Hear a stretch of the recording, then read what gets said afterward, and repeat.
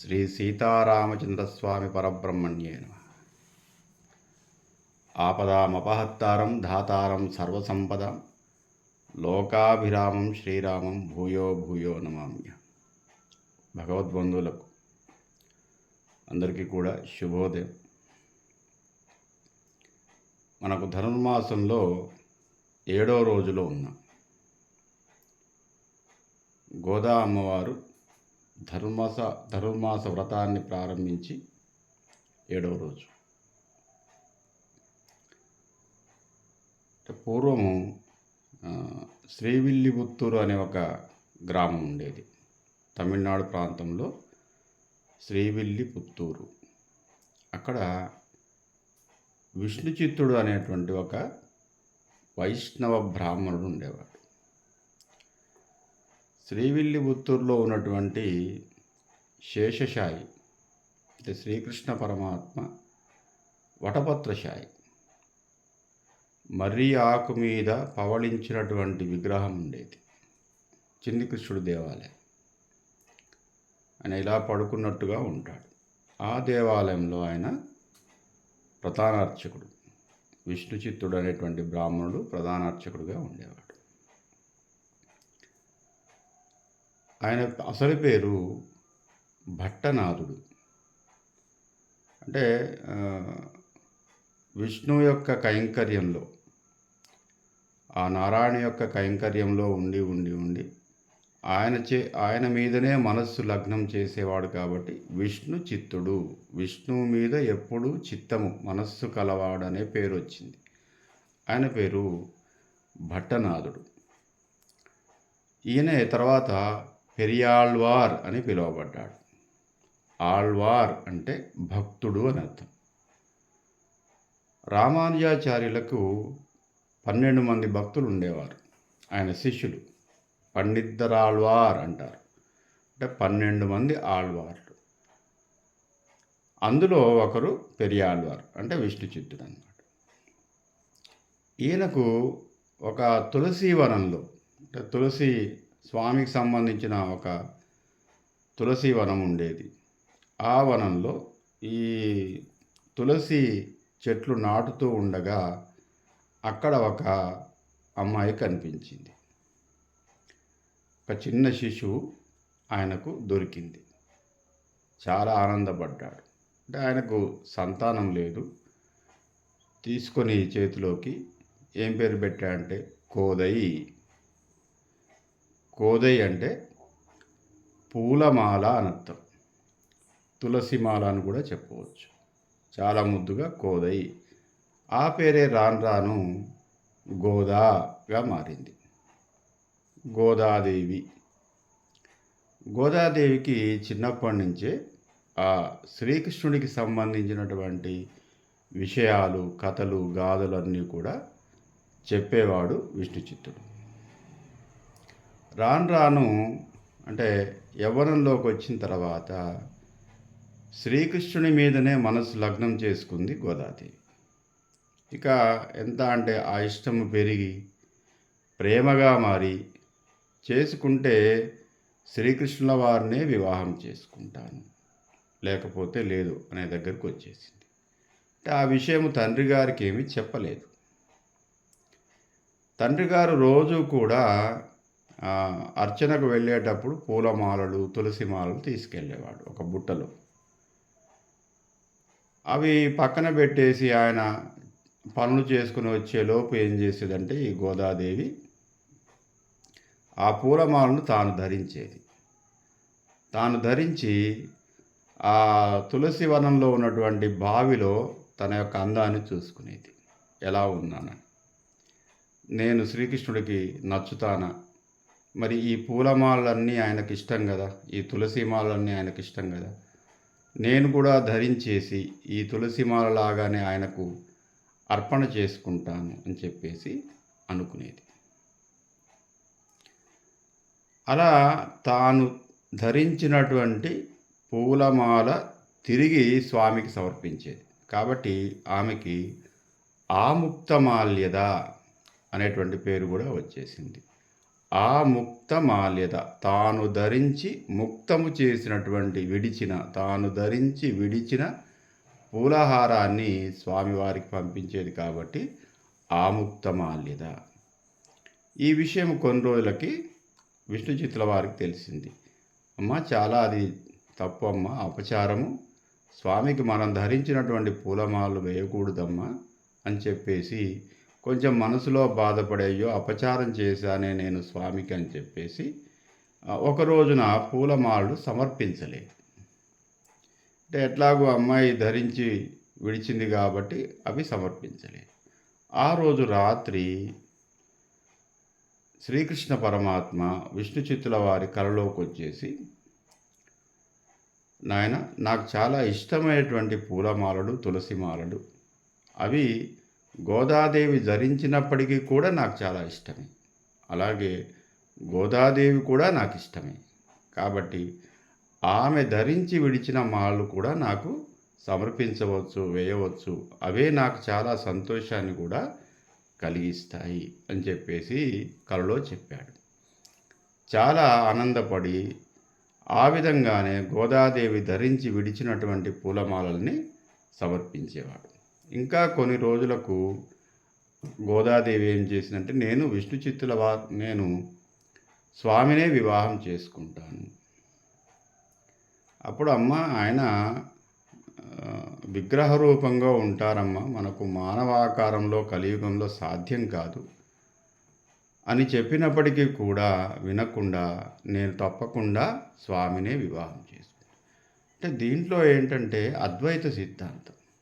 అంటే ఆ ద్వైతము అంటే రెండు, అద్వైతం అంటే రెండు లేవు. రెండు ఏమి లేవు? జీవాత్మ పరమాత్మ వేరు వేరు కాదు. జీవుడే పరమాత్మ, పరమాత్మలో నుంచి ఒక అంశమే జీవాత్మ. మళ్ళీ ఈ జీవాత్మ పరమాత్మలో కైంకర్యం చేయాల్సిందే. అంటే మనం పరమాత్మలో ఐక్యము కావాల్సిందే. అంటే ఐక్యము కావటానికి చేసే ప్రయత్నమే విశిష్టాద్వైతం. అద్వైతము ఏమి చెబుతుందంటే వేరువేరే, ఆ ద్వైతము వేరువేరు కాదు. కానీ మనం ఏం చేయాలంటే ఐక్యం కావాలి. పరమాత్మలో ఐక్యం కావాలంటే కొంత ప్రయత్నం చేయాలి. కొంత పూజ, తపస్సు, తర్వాత జపము, ఉపాసన, ఇవన్నీ చేసినట్టయితేనే మనం పరమాత్మలో ఐక్యమవుతాం. అట్లాగే అంటే ప్రతి జీవిలో కూడా పరమాత్మ ఉన్నాడు. అహం వైశ్వానరో భూత్వా అని చెప్పినట్టుగా ఎక్కడ ఉన్నాడయ్యా పరమాత్మ మానవ శరీరంలో ఉంటే? అంటే మనకు ఉపనిషత్తుల్లో అంటే నాభికి ఒక అంగుళం పైన పరమాత్మ ఉంటాడట. అన్ని జీవాలలో పరమాత్మ యొక్క అంశ ఉంటుంది. విశ్వం నారాయణం, విశ్వంలో ఉన్నటువంటి నారాయణ స్వరూపం అంతా కూడా అన్ని జీవుల్లో కూడా నాభికి పైభాగంలో, ఒక ఇంచ్ పైభాగంలో స్వామి అక్కడ ఉంటాడు తప్పకుండా. అట్టి జీవాత్మ పరమాత్మలో ఐక్యం కావటానికి కావలసినటువంటి ప్రయత్నమే, కావలసినటువంటి పూజయే, కావలసినటువంటి వ్రతయమే గోదాదేవి చేసినటువంటి ధనుర్మాస వ్రతం. ఈ ధనుర్మాస 30 రోజులు కూడా 30 పాశురాలు రచించి స్వయంగా ఆమె పాడి, పాశురం అంటే పాట, ఇవి ఎంత ప్రాశస్త్యాన్ని పొందాయంటే, నాలాయిరం అనే దివ్య ప్రబంధం ఒకటి తమిళ ప్రాంతంలో, దాన్ని ద్రవిడ వేదము అని కూడా పిలుస్తారు. వేదానికి ఎంత ప్రాధాన్యత ఉందో నాలాయిర వేదానికి కూడా ద్రవిడ దేశంలో అంతే ప్రాధాన్యత ఉంది. దాంట్లో గోదా అమ్మవారు రాసినటువంటి 30 పాశురాలకు కూడా ప్రాధాన్యత ఉంది. 30 పాశురాలు దాంట్లో ఉంటాయి. ఇక్కడ మనకు రంగనాథ స్వామి దేవాలయము శ్రీరంగంలో కానీ తిరుపతిలో కానీ సుప్రభాత సేవ కింద ఈ 30 పాశురాలని అనుసంధానం చేస్తారు. ఇప్పటికీ కూడా అంత ప్రాచుర్యాన్ని పొందాయి. ఈ గోదాదేవి స్వామిలో ఐక్యం కావటానికి చేసినటువంటి భక్తి మార్గమే ఈ యొక్క వ్రతం, ధనుర్మాస వ్రతం. ఈ ధనుర్మాస వ్రతం గోపికలందరూ కూడా త్రేతాయుగంలో శ్రీకృష్ణుని పరమాత్మ యొక్క ఆధ్వర్యంలో శ్రీవతం అనే పేరుతోటి ఆచరించారు. గోపికలందరూ కూడా శ్రీకృష్ణ పరమాత్మనే ఇష్టపడ్డారట. ఆయనే మా యొక్క భర్త, మా దైవం. ఆయనలో ఐక్యం కావడానికి చేయని ప్రయత్నం లేదు వాళ్ళు. ఎందుకంటే స్వామి చాలా శృంగార నాయకుడు. శృంగార పురుషుడేమో శ్రీరామచంద్రుడు, శృంగార నాయకుడు శ్రీకృష్ణ పరమాత్మ. అదేందండి, శ్రీరాముడిని పట్టుకొని శృంగార పురుషుడు అంటారు? ఆయన ఏకపత్ని వ్రతుడు కదా. అంటే అదొక పెద్ద ఐతిహ్యం ఉందన్నమాట. శృంగార పురుషుడి లక్షణాలు వేరు, శృంగార నాయక లక్షణాలు వేరు. శ్రీకృష్ణ పరమాత్మ శృంగార నాయకుడు. అంటే చూసినంత మాత్రము చేతనే మోహింపబడతారట. అంతే. పుంసాం మోహన రూపాయ. స్త్రీలే కాదండి, పురుషులు కూడా చూడగానే మోహింపబడతారట.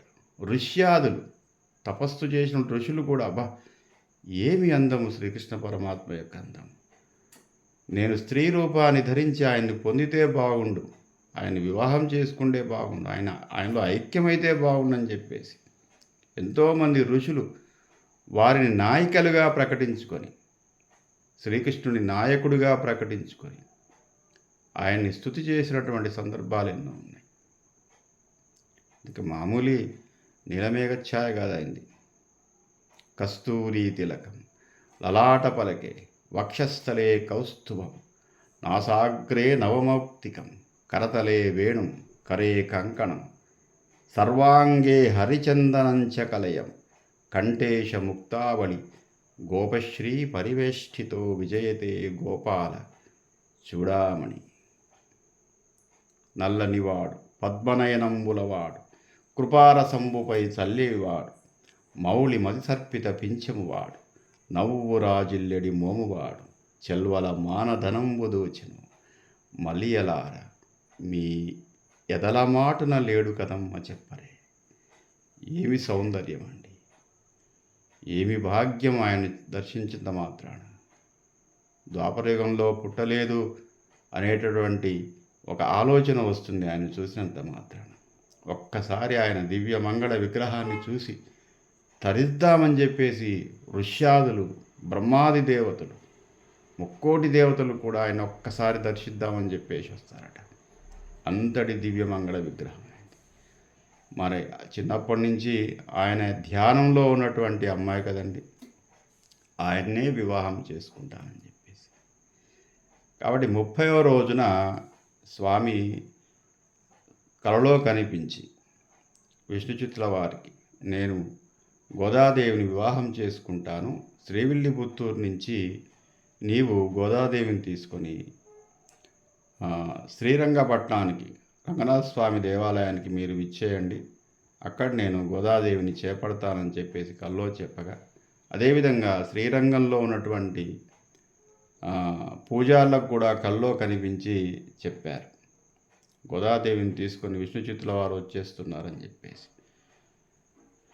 శ్రీవిల్లిపుత్తూరు నుంచి ప్రయాణమై 30వ రోజున ఈ వ్రత సమాప్తి రోజున అక్కడికి వెళ్ళగానే వాళ్ళందరికీ కూడా స్వాగతం పలికి, అంటే గోదాదేవి తాను ఒక్కతే ఆచరించలేదు ఈ యొక్క వ్రతాన్ని, తన పరివారం, తన చెలికత్తెలందరి చేత కూడా తన శ్రీవిల్లిపుత్తూరును రేపల్లెగా భావించి అందరినీ కూడా మేలుకొల్పి అందరి చేత ఈ కాత్యాయని వ్రతాన్ని ఆచరింపజేసి శ్రీరంగపట్నానికి శ్రీరంగానికి వెళ్ళిన తర్వాత అక్కడ రంగనాథ స్వామికి గోదాదేవికి వివాహం ఆచరించగానే స్వామిలో ఐక్యమైపోయింది.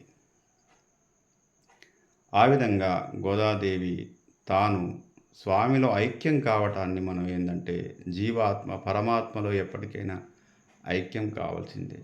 అదేవిధంగా బీబీ నాంచారి శ్రీ వెంకటేశ్వర స్వామిని వివాహం ఆడినట్టుగా మనకు ఒక ఐతిహ్యం ఉంది.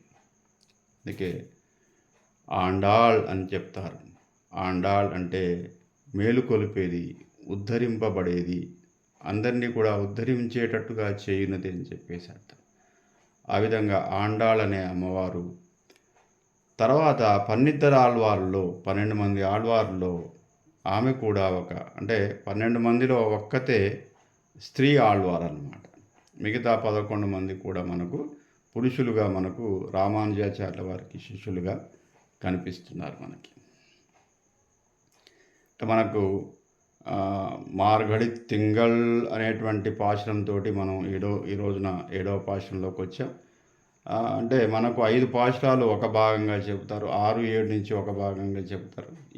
ఈ పాశురాల్లో అమ్మవారు అందరినీ కూడా పిలిచి మేలుకొలిపి ఆ విధంగా స్వామివారికి ఏ విధంగా కైంకర్యం చేయాలి అని చెబుతూ, ఏ విధంగా పూజించాలి అని చెబుతూ ఈ కొన్ని పాశురాలు ఉంటాయి. తర్వాత స్వామి యొక్క అందాన్ని వివరిస్తూ పొగుడుతూ, తర్వాత అద్వైత సిద్ధాంతంలో ఉన్నటువంటి గొప్పతనాన్ని, తర్వాత దీంట్లో ఉన్న ఆధ్యాత్మికతను, దీంట్లో ఉన్నటువంటి ఒక మానసిక విశ్లేషణ, అంటే ఈ పుట్టుక మరణంతో సంబంధించినటువంటి విషయాలు, జీవాత్మ పరమాత్మకు సంబంధించిన విషయాలు అనేకము దీంట్లో చర్చింపబడ్డాయి. కాబట్టి దీన్ని వేదంగా చెబుతారు, ద్రావిడ వేదంగా చెబుతారు. నీళాతుంగస్తనగిరిదటి సుప్తముద్భ్యోత్య కృష్ణం పారార్థ్యం సంశ్రుతి శతశిరసిద్ధమధ్యాపయంతి స్వోత్తిష్టాయాం సజనిగళితం యా బలాత్ కృతభుక్తే గోదాదస్మై నమ ఇదమిదం భూయయే వాస్తు భూయః. ఆండాళ్ దివ్య తిరువడిగళే శరణం. స్వస్తి ప్రజాభ్య పరిపాలయంతాం న్యాయేన మార్గేణ మహిం మహిష. గోబ్రాహ్మణేభ్య శుభమస్తు నిత్యం. లోకాः సమస్తాः సుఖినో భవంతు. శుభం భూయాత్.